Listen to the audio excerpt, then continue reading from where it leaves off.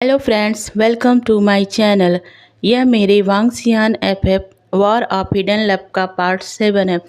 इसके previous parts अगर आपने नहीं देखे हैं तो उसका लिंक मैंने वीडियो के डिस्क्रिप्शन बॉक्स में दे दिया है, वहां से जाकर चेक कर सकते हैं।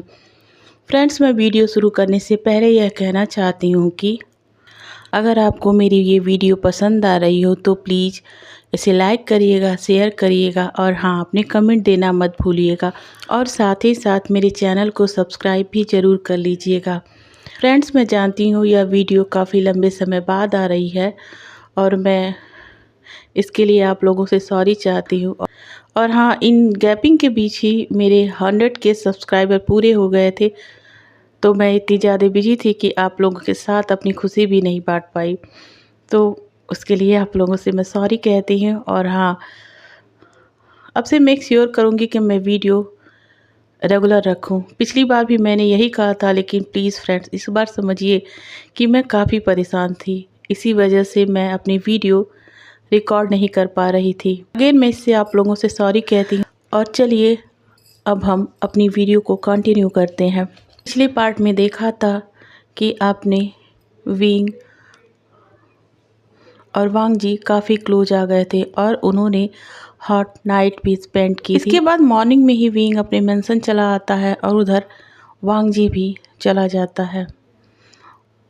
वांग जी साव सिंचन से पता लगाने के लिए कहता है कि रात में उसके साथ क्या हुआ था और उसके साथ कौन था जिसने उसके साथ नाइट स्पेंड की थी, मगर साव सिंचन इस बात को पता नहीं लगा पाता है। वांग जी इस बात से काफ़ी परेशान होता है और इधर विंग जब वह थोड़ा ठीक होता है तो वह अपने हाथ में उस चिप को लेकर उसके बारे में सोच रहा होता है। तो चलिए अब हम अपने आगे की स्टोरी को शुरू करते हैं। विंग अपने हाथ में पड़े उस चिप को देखता है, वह उसे अपने हाथ की मुट्ठी में बंद कर लेता है और वहीं काउच पर बैठ जाता है और खुद से कहता है, ये सब मेरे साथ क्यों हो गया है? ये सब मेरे साथ क्यों हो गया? मैं क्या था और क्या बन गया? आज भी मुझे याद है लान वांगजी से वो मेरी पहली मुलाकात। मुझे ठीक से याद नहीं है, पर शायद मैं 5 साल का रहा होऊंगा। मेरी फैमिली पूरी तरीके से उस समय बर्बाद हो गई थी। माँ नहीं थी और डैड की लाइफ पूरी तरह ड्रिंक में डूब गई थी। मेरे डैड का किसी दूसरे मैन के साथ रिलेशन लोगों को रास नहीं आ रहा था और हमारी फैमिली की रेपुटेशन बहुत ही ज़्यादा ख़राब हो गई थी। मैं बहुत छोटा था, ये सब नहीं समझ पाता था, मगर लोग मुझे बहुत ही डिस्गस्टिंग नज़रों से देखते थे। वो अक्सर कहते थे, इसका फादर कितना घटिया है, उसने तो एक मैन से ही रिलेशन बना रखा है। क्या ऐसा कोई करता है? इसकी फैमिली कितनी चीप है। मदर अपने हस्बैंड को नहीं संभाल पाई और फादर खुद को नहीं संभाल पाया और उसने रिलेशन भी रखा तो किसके साथ? एक मैन से। अगर वह किसी वुमन से रखता तो नॉर्मल था, मगर एक मैन से, हाउ डिस्गस्टिंग। मैं अक्सर ऐसे शब्दों को सुनता रहता और ऐसे शब्द अक्सर ही मेरे कानों में पड़ने लगे थे। मैं अब जियांग्स के घर में ही पलने लगा था। तब जियांग्स और लैन के रिलेशन ठीक थे।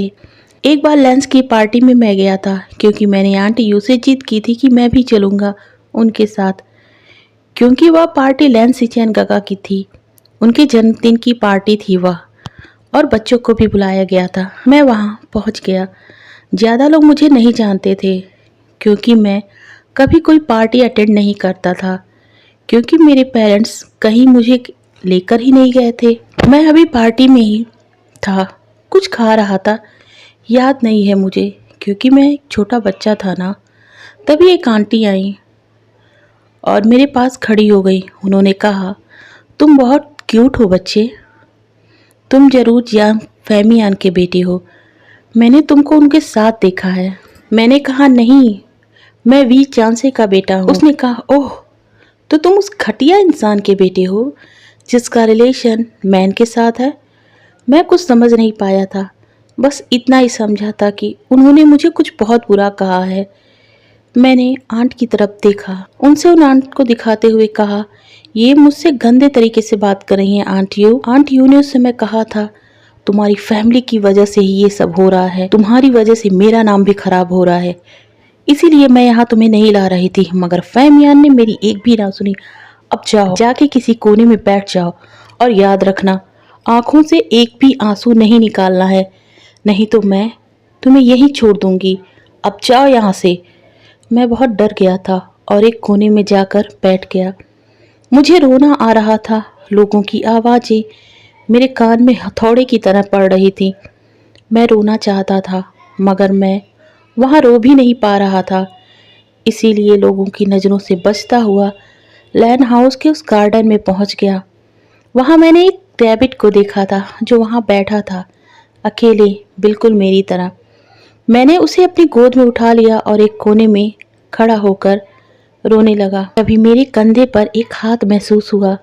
मैं डर गया। मैंने रैबिट को छोड़ दिया और डर कर पीछे पलट के देखा तो एक लड़का खड़ा था जो मेरे से बस थोड़ा सा ही बड़ा था। उसने कहा, क्यों रो रहे हो? मैं कुछ भी बोल नहीं पाया।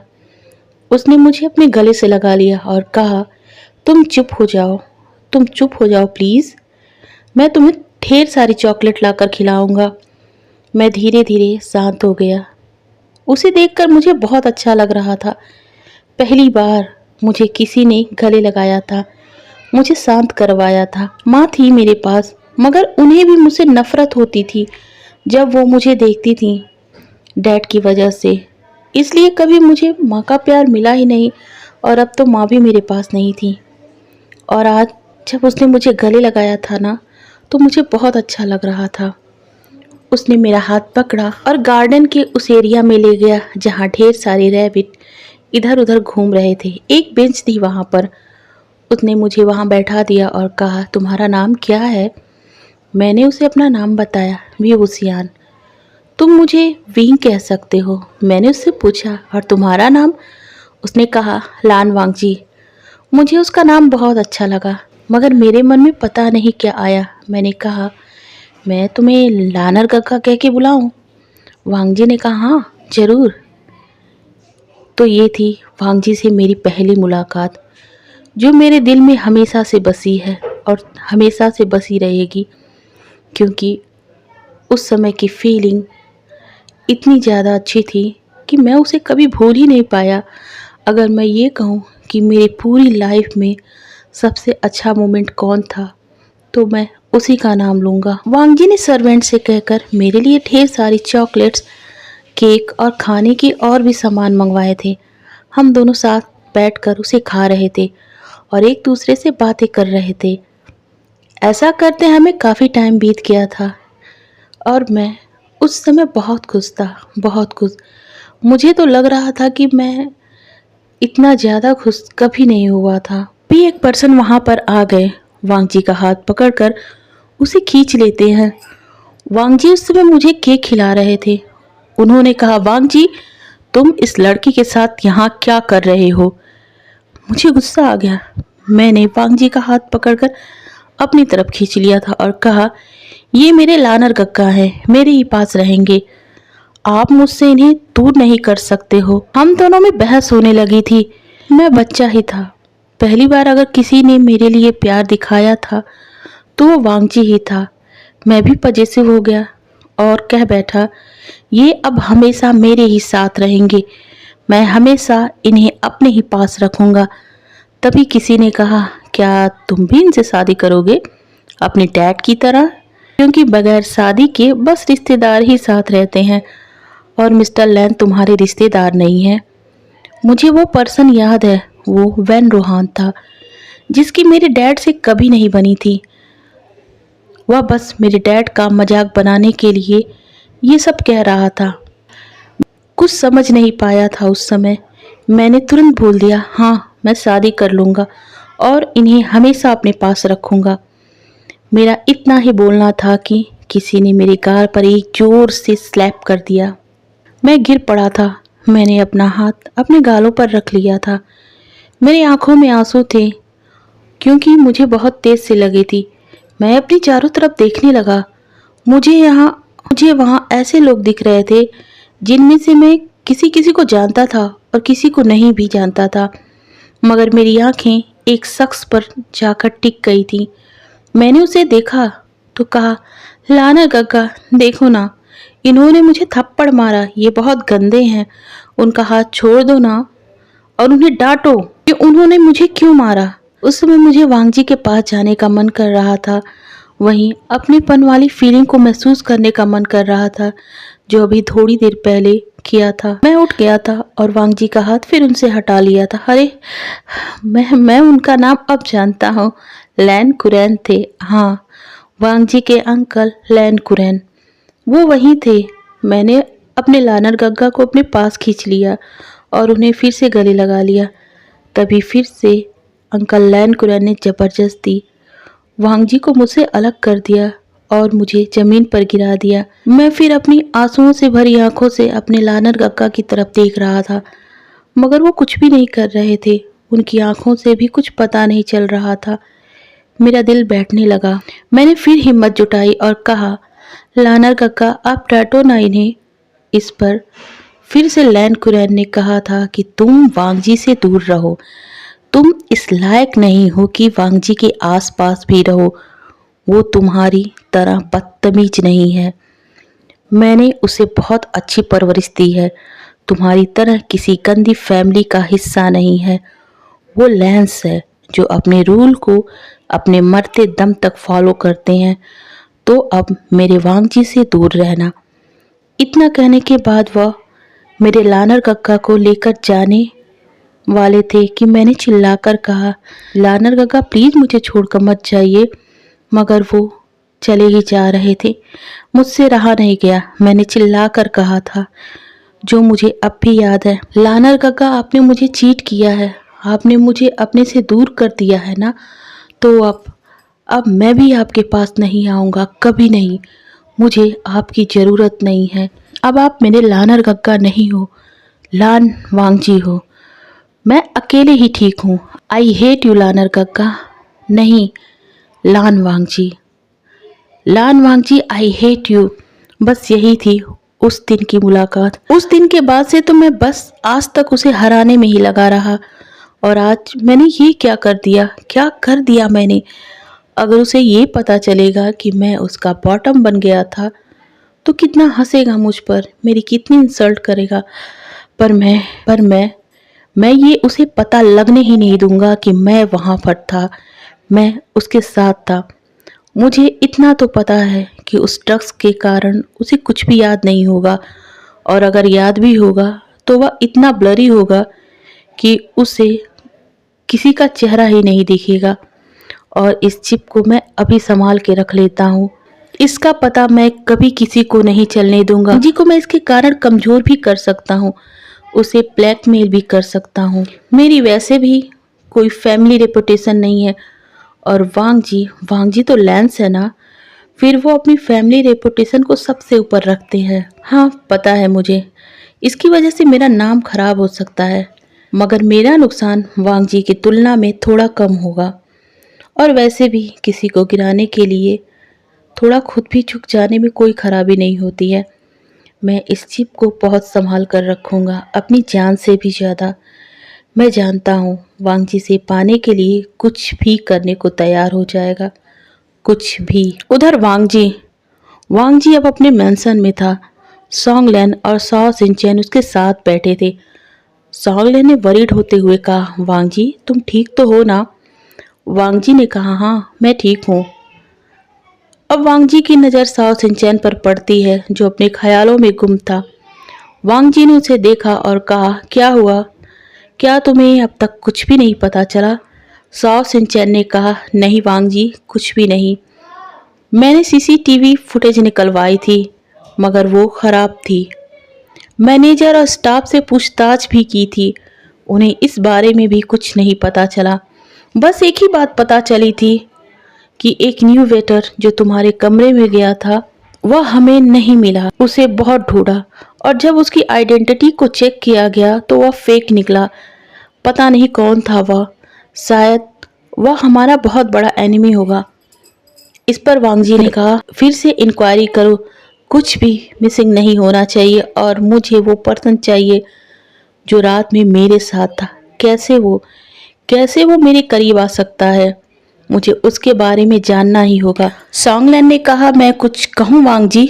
वांग जी ने कहा, सॉन्गलैन प्लीज, आज मैं बहुत डिस्टर्ब हूँ, मुझे पता नहीं मैं क्या करूँ, तो प्लीज पहेलियां बुझाना बंद करो और बताओ कि क्या कहना है। सॉन्गलैन ने कहा, मैनेजर ने उस पर्सन के बारे में जो फिजिकल डिटेल दी थी उससे पता चलता है कि वो विभूषियान के कदकाठी का है। वांग जी ने अपनी आंखें नैरो कर सॉन्गलैन को देखा और कहा, तुम कहना क्या चाहते हो सॉन्गलैन? सॉन्गलैन ने कहा, मैं बस ये कहना चाहता हूँ कि वो पर्सन विभूषियान भी हो सकता है, क्योंकि किसी भी पर्सन में इतनी हिम्मत नहीं कि जो तुम्हारे साथ इस कदर की हरकतें कर सके। सिवाय विभूषियान के उसकी हरकतें भी तो बहुत उल्टी सीधी होती है। तभी साओ सिंचैन ने एक गहरी सांस ली और वांग जी से कहा, सॉन्गलैन से मैं भी सहमत हूँ वांग जी। सॉन्गलैन ने अपने फियांसे की तरफ देखा और कहा, साओ सिंचैन, तुम विभूषियान पर अपनी नजर रखना, वो कर सकता है ऐसा, उसके पास मोटिव भी है वांग जी को बदनाम करने का। वांग जी ने कहा, सॉन्गलैन, आज मैं ऑफिस नहीं जा रहा। सॉन्गलैन ने कहा, क्या? मगर आधे घंटे में तो तुम्हारी मीटिंग स्टार्ट होने वाली है ना? वांग जी ने कहा, हाँ मैं जानता हूँ, पर आज वो मीटिंग तुम अटेंड करोगे। सॉन्गलैन ने कहा, ओके, तुम आराम करो और अब मैं चलता हूँ। फिर वह साओ सिंचैन के पास जाता है और उसे गले लगाते हुए कहता है, प्लीज साओ, आज तुम वांग जी के पास रहना और मुझे वांग जी की डिटेल देते रहना। साओ सिंचैन ने कहा, ओके स्वीट हार्ट। इसके बाद सॉन्गलैन वहां से चला गया। सॉन्गलैन के जाने के तुरंत बाद ही वांग जी ने साओ सिंचैन की तरफ देखा और कहा, तुम्हें क्या लगता है साओ सिंचैन, क्या वह विंग हो सकता है? साओ सिंचैन ने कहा, सच कहूं तो मेरा मन भी यही कह रहा है, मगर मुझे ये बात समझ में नहीं आ रही है कि विंग तो गे नहीं है, दूसरा वो तुमसे नफरत करता है। वांग जी ने कहा, नहीं, वो नफरत नहीं करता है, बस नाराज है मुझसे, बहुत नाराज। मैंने उस समय उसका साथ जो नहीं दिया था, मगर मैं क्या करता साओ सिंचैन, मैं बच्चा था, मुझे कुछ समझ में ही नहीं आ रहा था कि वहाँ क्या हो रहा है। मैं हमेशा से इस तरीके के माहौल से दूर रहा था। शायद यही वजह थी कि मैं बातों को समझ नहीं पाया था। बस एक ही चीज उस समय मेरे दिमाग में चल रही थी, मेरी आंखों में बस गई थी, वो थी विंग की प्लीडिंग आइज जो मुझसे कह रही थी, लानर काका डांटो ना इन्हें। वो आवाज़ आज भी मुझे चैन से सोने नहीं देती है साओ सिंचैन। पता है ना तुम्हें, उसके शब्दों का मतलब उस समय मैं नहीं समझ पाया था। मैं रात में जब सिंचैन काका के पास गया था, सारी बातों का मतलब समझाने के लिए कहा, तो काका ने बताया कि वहाँ क्या हुआ था, क्यों विंग रो रहा था। मुझे अंकल पर बहुत गुस्सा आया था उस समय, मगर सिंचैन काका ने मुझे समझाया, पर सिंचैन काका ने मुझे समझाया कि मुझे पहले विंग के लायक बनना होगा, तभी विंग मेरे पास आएगा, क्योंकि उसको मेरी ज़रूरत है, मुझे उसको प्रोटेक्ट करना है, उससे शादी करनी है। मैं विंग के लिए खुद को काबिल बनाने में लग गया, मगर जिसके लिए मैं ये सब कर रहा था वो तो मुझसे दूर होता चला गया ना, और मुझे ही अपना एनिमी बना लिया, सबसे बड़ा एनिमी मान लिया उसने मुझे। उसे आज भी लगता है कि उसके लानर काका ने उसे चीट किया है, मगर मैं ही जानता हूँ, जितनी बार विंग हर्ट होता है ना, मेरा दिल ना जाने कितने टुकड़ों में टूटता है। मैं उसे वो सारी खुशी देना चाहता हूँ जो वो चाहता है, मगर हैरानी की बात है ना साओ सिंचैन, वो मुझे नहीं चाहता है। क्यों? क्या वो सब कुछ भूल नहीं सकता है? क्या मैं पूरी लाइफ यूं ही उसके लिए तड़पता रहूँगा? मैंने सोचा था कि मैं विंग के अलावा किसी को भी अपने करीब नहीं आने दूंगा, मगर कोई अनजाना शख्स आता है और लान वांग जी के साथ अपनी रातें बिताता है और चला जाता है। व्हाट रबिश, ये क्या है? ये क्यों हुआ? मैं जानना चाहता हूँ। साओ सिंचैन वो कौन है? कौन है वो? क्यों आया था? उसका मोटिव क्या था? सब जानना है मुझे। सब कुछ पता लगाओ साओ सिंचैन, कहीं से भी पता लगाओ। मैं उसे छोड़ूंगा नहीं। जिसने मेरे विंग की जगह लेने की कोशिश की है, कुछ भी करो, कैसे भी करो साओ सिंचन, पता लगाओ उसका। अगर वो खुद वही हुआ तो क्या करोगे वांग जी?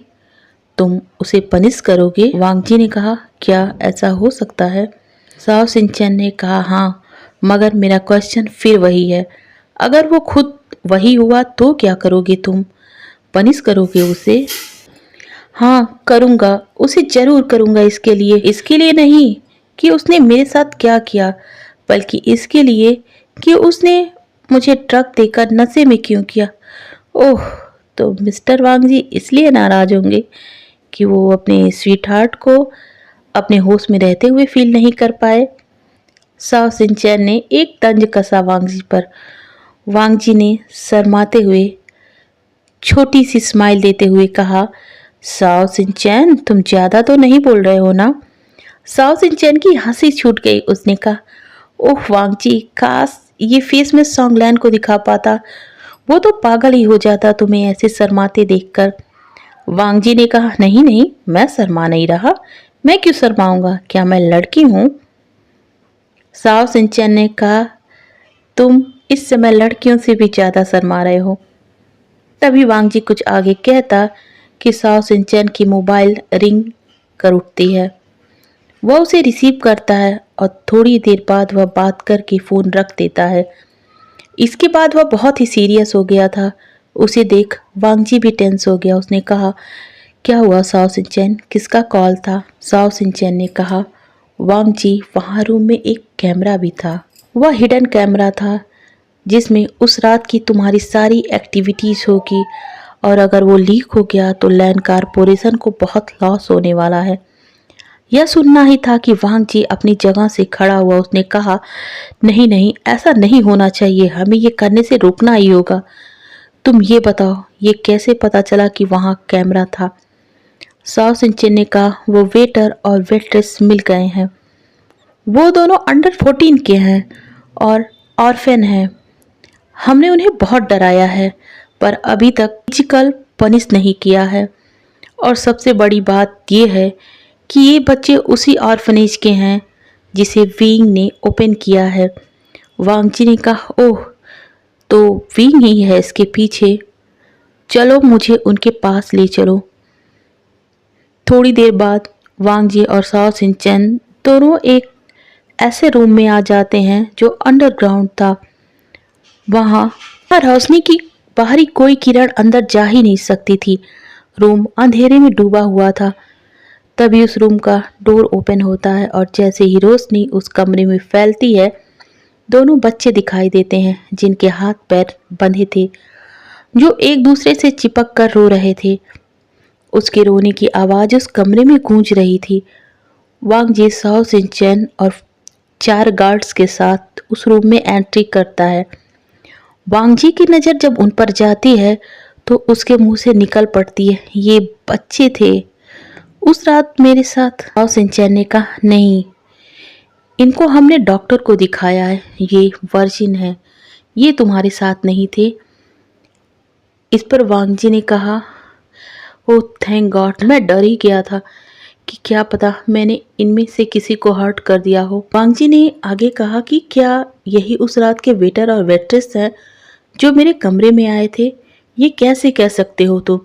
तभी एक गार्ड्स ने वांग जी के सामने लैपटॉप ओपन कर दिया। उसमें दिख रहा था कि एक लड़का और एक लड़की अपने ड्रेस को चेंज कर रहे थे, साथ में वे अपना मेकअप भी उतार रहे थे। और जब उन्होंने मेकअप उतार दिया तो सेम वही लग रहे थे जो इस समय रस्सियों में बंधे थे। वांग जी ने कहा, ओह साओ, तो ये बात है।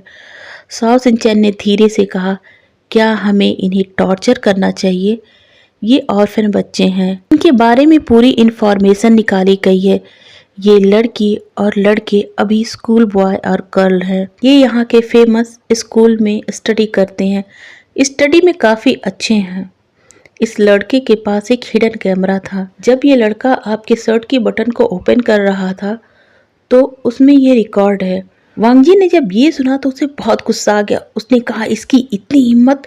यह कह के वह जाने ही वाला था उस लड़के के पास, मगर साओ सिंचन ने वांग जी का हाथ पकड़ लिया और कहा, वांग जी प्लीज, वो बच्चे हैं, वो मुझे इनोसेंट लग रहे हैं। वांग जी ने साओ सिंचन का हाथ हटाया और कहा, डरो मत, मैं उन्हें हर्ट नहीं करूंगा।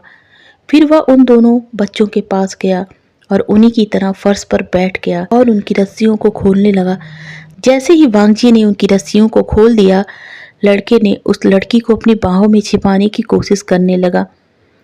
उसको देखकर लग रहा था कि वह उस लड़की को प्रोटेक्ट कर रहा है। वांग जी ने स्माइल किया और कहा, तुम्हारा आपस में क्या रिलेशन है? लड़के ने कहा, वो मेरी बहन है। वांग जी ने कहा, मगर तुम तो ऑर्फन हो ना? और ये भी? उस लड़के ने कहा, तो क्या हुआ, फिर भी ये मेरी बहन ही है। वांग जी ने कहा, बहुत ख्याल है तुम्हें इसका, तो तुम इसे इस तरीके के घटिया काम करवाने उसे मेरे रूम में क्यों लेकर आए थे? वह लड़का चुप हो गया। उसने युवानी को और भी कस के अपनी बाहों में छिपा लिया। वांग जी ने ध्यान से उन्हें देखा। वो दोनों ही कांप रहे थे। लड़की तो सिसक रही थी।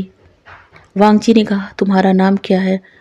लड़के ने कहा, मेरा नाम युआन है और इसका नाम युवानी है। वांग जी ने कहा, देखो मैं तुम दोनों को जाने दूंगा, मगर मुझे पहले उस पर्सन का नाम जानना है जिसने तुम्हें ये काम करने के लिए मजबूर किया है। युवान ने कहा, नहीं, किसी ने हमें कुछ भी करने को फोर्स नहीं किया है, हमने खुद ही ये किया है। वांग जी ने कहा, तो तुम उसका नाम नहीं बताने वाले हो? अगर तुम्हें पैसे चाहिए तो मैं तुम्हें पैसे दूंगा, उससे भी ज़्यादा जितना तुम्हें मिला है। और अगर तुम्हें डर है कि वह तुम्हें मार देगा या पनिश करेगा, तो भी मैं तुम्हें कहता हूँ कि मैं तुम्हें सेफ रखूँगा। तो चलो अब जल्दी से बताओ, तुम्हें किसने भेजा है? युवान ने कहा, मैंने कहा ना, मैंने अपने मन से ये काम किया था। वांग जी ने कहा, ओह ठीक है, तो मैं इससे पूछ लेता हूँ। लड़की ने तुरंत ही वांग जी की तरफ अपना सर घुमाया और कहा, आप कुछ भी कर लीजिए सर, पर हम नहीं बताएंगे, हम अपनी मर्जी से गए थे, हम आपको बताकर उन्हें हर्ट नहीं करना चाहते हैं। तभी युवान ने युवानी का मुंह बंद कर दिया। वांग जी ने स्माइल किया और कहा, ओह, तो तुम लोग अपने मास्टर को हर्ट नहीं करना चाहते हो? ओके, कोई बात नहीं, मत बताओ। इतना कहकर वह स्माइल करता हुआ साओ सिंचन के पास चला गया और साओ सिंचन ने वांग जी की स्माइल देखी और कहा, क्या हुआ वांग जी, तुम इतना स्माइल क्यों कर रहे हो? वांग जी ने कहा, कुछ नहीं, तुम मेरे साथ चलो। वांग जी साओ सिंचन और गार्ड के साथ उस रूम के बाहर आ गया। साओ सिंचन ने कहा, वांग जी क्या हुआ, क्या तुम्हें पता चला वो कौन है? वांग जी ने कहा, नहीं, मगर पता चल जाएगा। फिर उसने एक गार्ड की तरफ देखा और कहा, तुम इन बच्चों का ख्याल रखना, इन्हें टाइम से खिला देना और इन्हें कोई भी हर्ट नहीं करे, इस बात का ख्याल रखना। गार्ड ने अपना सर हिला दिया। वांग जी ने कहा, साओ सिंचन, मेरे मेंशन चलो, सॉन्गलैन तो आज ऑफिस संभाल ही रहा है ना, मुझे अभी आराम करना है। और हाँ, उन्हें रात भर यहीं रहने दो। ऑर्फनेज पर अपनी नज़र रखना, साथ ही मिस्टर विवोसियान पर। साओ सिंचन ने कहा, क्या कहा तुमने? वांग जी ने कहा, हाँ, मुझे आराम करने दो, बस मुझे आराम करना है। साओ सिंचन भी समझ गया कि वांग जी किसी बात का अब कोई भी जवाब नहीं देगा। वह चुप हो गया। अब रात के 9 बज गए थे। वांग जी, साओ सिंचन और सॉन्गलैन डिनर कर रहे थे। तभी साओ सिंचन ने एक कॉल रिसीव किया और कहा, वांग जी हमें चलना होगा, जो तुमने कहा था वही हो रहा है। वांग जी ने कहा, तो चलो, देर किस बात की? सॉन्गलैन ने कहा, कहाँ चलना है, मुझे भी बताओ, इतनी रात में कहाँ तुम लोग जा रहे हो? साओ सिंचन ने कहा, स्वीट हार्ट, अभी हमें जाना होगा, टाइम नहीं है, जल्द ही आकर मैं तुम्हें सब कुछ एक्सप्लेन कर दूंगा। वांग जी ने कहा, सॉन्गलैन रिलैक्स, हम सब बता देंगे, पर प्लीज अभी हमें जाने दो। सॉन्गलैन ने थोड़ा दुखी होते हुए अपना सर हिला दिया। इसके बाद ही साओ सिंचन और वांग जी निकल गए। अब दोनों अपनी कार में थे। वांग जी ने कहा, बताओ अब क्या हुआ है? साओ सिंचन ने कहा, उन बच्चों को ऑर्फनेज वाले ढूंढ रहे हैं। साथ ही उन बच्चों को जो सबसे ज्यादा बेचैन होकर ढूंढ रहा है ना, वो है वे कारपोरेशन के सीईओ मिस्टर वी ओसियान। वांग जी ने अपनी आंखें बंद कर ली और कहा, तो इन सब के पीछे का मास्टरमाइंड वही है, मगर उसने अपने काम को पूरा करने के लिए अपने ऑर्फनेज के बच्चों का यूज किया। मुझे ये बात जान के बहुत दुख हो रहा है। वह इतना कैसे गिर सकता है मुझे तकलीफ पहुंचाने के लिए। साओ सिंचन ने कहा, संभालो वांग जी खुद को। वांग जी कुछ बोल नहीं रहा था, मगर उसके मन में इस बात को लेकर उथल पुथल मची थी कि उसका विंग इस तरह से कैसे हो गया है, वह इतना ज्यादा कैसे गिर गया, वो कैसे अपनी दुश्मनी में इतना अंधा हो गया कि सही और गलत का फर्क ही भूल गया। ये सोचते हुए ही उसकी आंखों के कॉर्नर से आंसू लुढ़क गए। वह अब उस फार्म हाउस में आ गया और उसी डार्क रूम में जहां वो बच्चे वैसे ही सो रहे थे।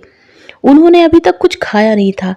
वांग जी उन बच्चों के पास गया और जैसे ही युवान को टच किया, युवान उठ गया। वांग जी ने कहा, तुम ये नहीं चाहते हो कि तुम्हारी सिस्टर को कोई हर्ट करे तो उठो, ये खाना खा लो और उसे भी खिला दो, ओके? अभी मैं जाता हूँ और थोड़ी देर बाद फिर वापस आऊंगा, तब तक तुम दोनों ये खाना फिनिश कर लेना। वांग जी ने ये सारी बातें युवान से अपनी रफ और कोल्ड वॉइस में कही थी। युवान वांग जी की ये आवाज़ सुनकर सिहर गया था। वांग जी तुरंत वहां से उठकर चला गया और उस रूम के बाहर आ गया। युवान डर गया था। युवान ने युवानी को उठाया और कहा, चलो प्लीज़ ये खाना खा लेते हैं, नहीं तो ये हमें हर्ट करेंगे। युवानी भी डर जाती है। अब दोनों बच्चे खाना खाने लगते हैं और एक कैमरे से वांग जी ये सब देख रहा था। उसके बाद तुरंत वह वहां से उठकर आया और एक हॉल में आकर बैठ जाता है जिसमें साओ सिंचन पहले से ही मौजूद था। वांग जी ने कहा, उसे कॉल करो साओ सिंचन, उसे बताओ वो जिन्हें ढूंढ रहा है वो हमारे पास हैं। साओ सिंचन ने कहा, ओके। फिर वह विंग को कॉल करने लगा।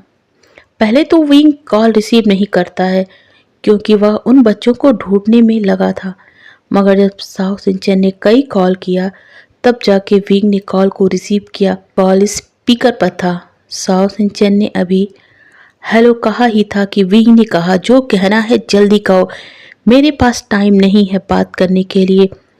साओ सिंचन ने कहा, ओह तुम्हारे पास टाइम नहीं है, ओके। तुम जिन दो बच्चों को ढूंढ रहे हो ना, तुम्हें उन्हें सही सलामत मिलना है तो तुम्हें जो एड्रेस दिया गया है वहां पर आ जाना, मगर याद रखना अकेले ही आना है। इतना कहने के बाद वह कॉल को कट कर देता है। विंग हेलो हेलो करता ही रह गया।